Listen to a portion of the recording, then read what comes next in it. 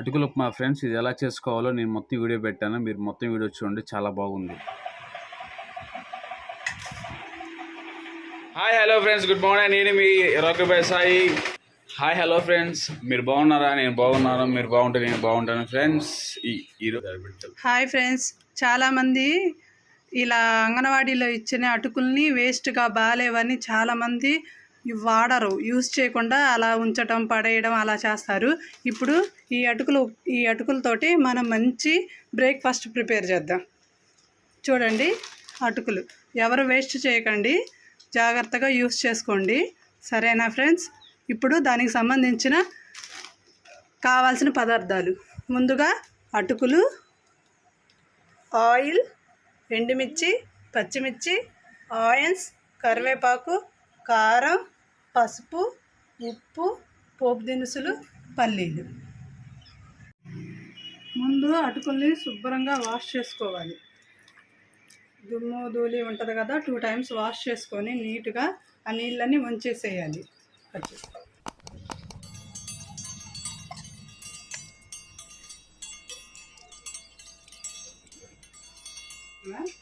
ముందుగా స్టవ్ వెలిగించుకొని దాని మీద ఒక బాణీని పెట్టి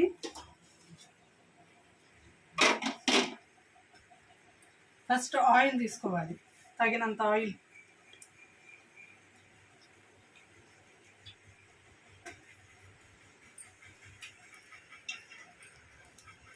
ఆయిల్ బాగా హీట్ అయ్యాక పోపు దినుసులు వేసుకోవాలి.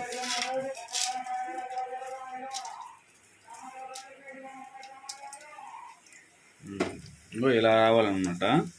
ఇలా వచ్చినాక ఆయిల్ మరగాలి.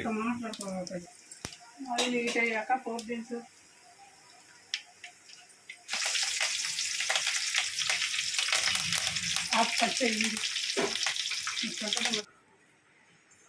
కరివేపాకు వేసాక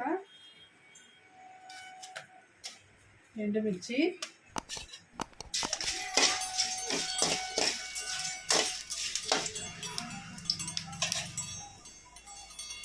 ఆ తర్వాత పచ్చిమిర్చి,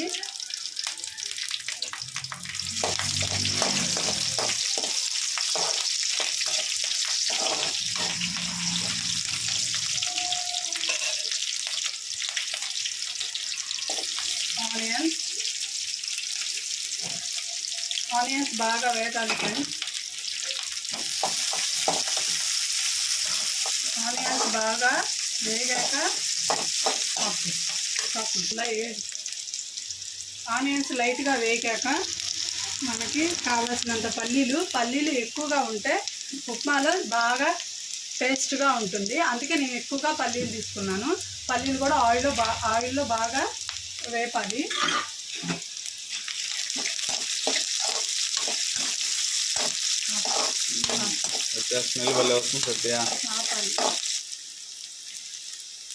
చిటికెడు పసుపు,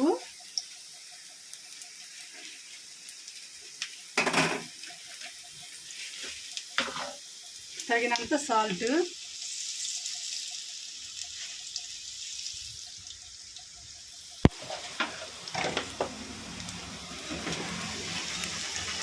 ఆల్రెడీ మనం పచ్చిమిర్చి వేసాం కాబట్టి ఎక్కువ కారం అవసరం లేదు.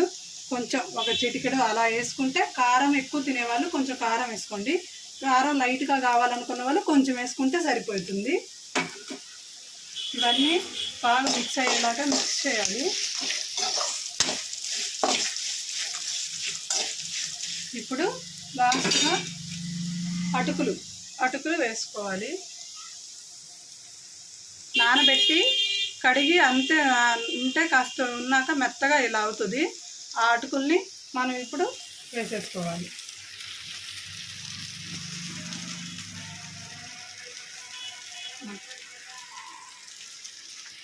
ఇప్పుడు బాగా మిక్స్ చేసుకోవాలి అటుకులు అంతా కలిసేలాగా.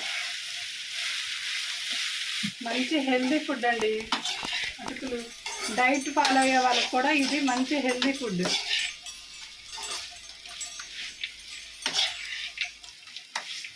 ఫైవ్ మినిట్స్లో అయిపోతుంది అంత ప్రాసెస్, కూడా ఎక్కువ టైం కూడా పట్టదు.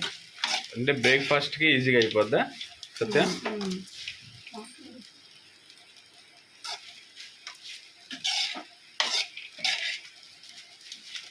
కొంచెం బాగా కలయబెట్టుకోవాలి.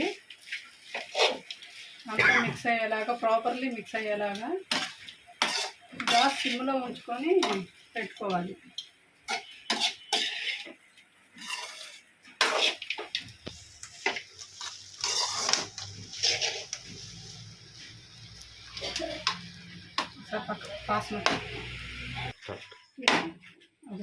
ఇలా మిక్స్ అయ్యాక గ్యాస్ ఆఫ్ చేసుకోవాలి.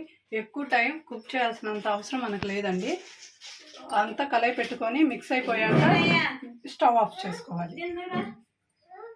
చూడండి ఎంత కలర్ఫుల్గా ఎంత బాగుందో.